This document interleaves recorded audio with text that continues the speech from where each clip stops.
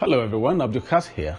Now, have you ever been motivated, maybe by a preacher or by a motivational speaker or something, and it makes you want to do something different?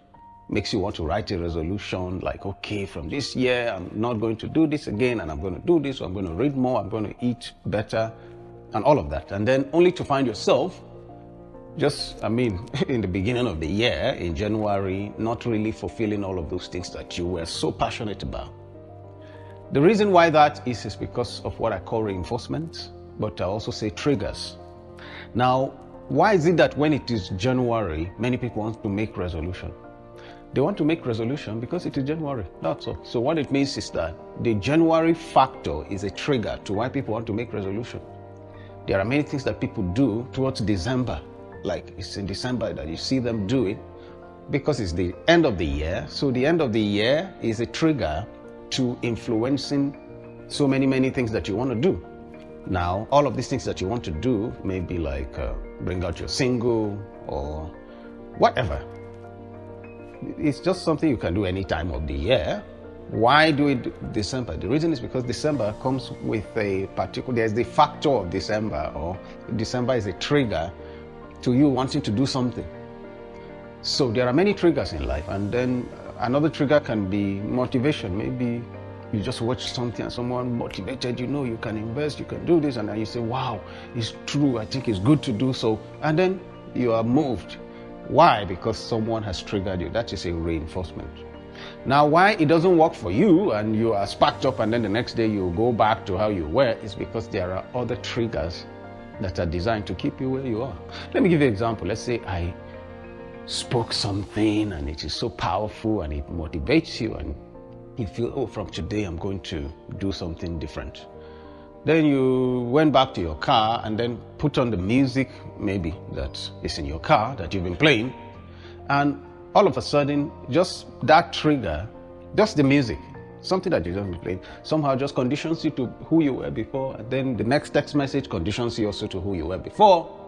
Oh, hello, how are you, blah, blah, blah, blah. And then the next friend that you see and the next discussion, all of these things that happen in our lives are triggers. They are reinforcers. So they reinforce us to who we were. So, how then can you change? The only way you can change is to create new reinforcement. Just like the motivation moved you towards wanting to make a change. It means that if you have more of those triggers, they are going to move you towards doing something else. And if you have the other kind of triggers, which is the one that conditions you to be who you were, then you will always remain who you are. So this is a battle between influencers. There are things that are created to trigger you, to influence you into being who you have always been. And then there are things designed to trigger you to become who you want to be. All of the resolutions that you're trying to make is because of something that you want to become, and there are influencers or triggers, okay?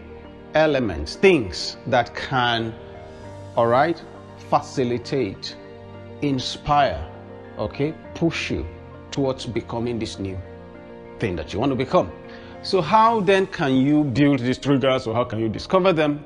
Well, first of all, you have to be aware. It takes lots of awareness to know that, oh my God, I just received an information and this is important and this is what I want. So how can I reinforce this information? It's not about just the information, it's about the reinforcement.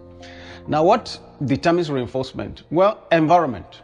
Apart from all of the different physical triggers, like, whether someone is calling you or the music you listen to or your even physical environment. Because, for example, you can be so inspired because you are in the church, the music is playing, the whole environment has sort of put you in a state, and you feel inspired and you made all the resolutions and everything. Then you went back to your house, your normal house that you've already associated with a particular kind of thinking, and then just your house is now bringing you back to your former self. So your house is the reason why you may fail in life. Anyway, now joke apart, but actually it's sort of true.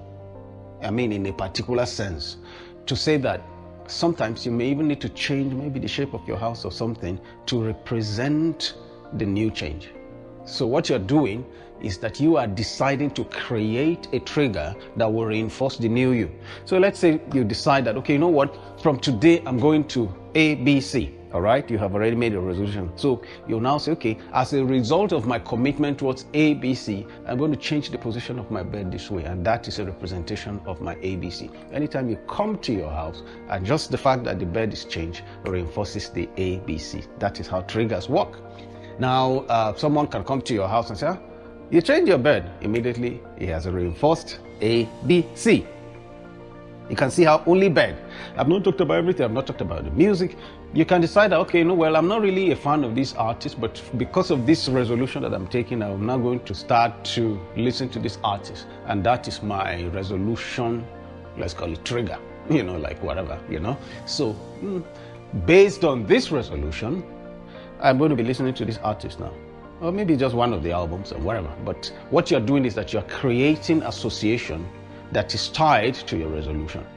Very important. So now what happens is that because now you have lots of triggers, you don't need to wait until you are in church on Sunday and then the same message is preached to reinforce why you needed to do those things that you needed to do. No, you have already created enough triggers that will keep reinforcing why you need to reinforce whatever, that behavior or whatever, or that habit or that new lifestyle that you now want to, implement in your life. And that's why discipline is important, because discipline is where you now have to create some kind of rituals or something that will reinforce something. And that's what discipline is.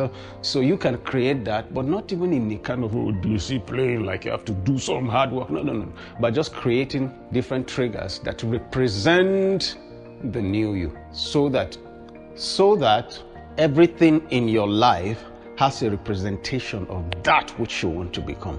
So those become the reinforcing agent. And that reinforcement makes you achieve what you want to achieve in life. Thank you very much for watching, and bye for now.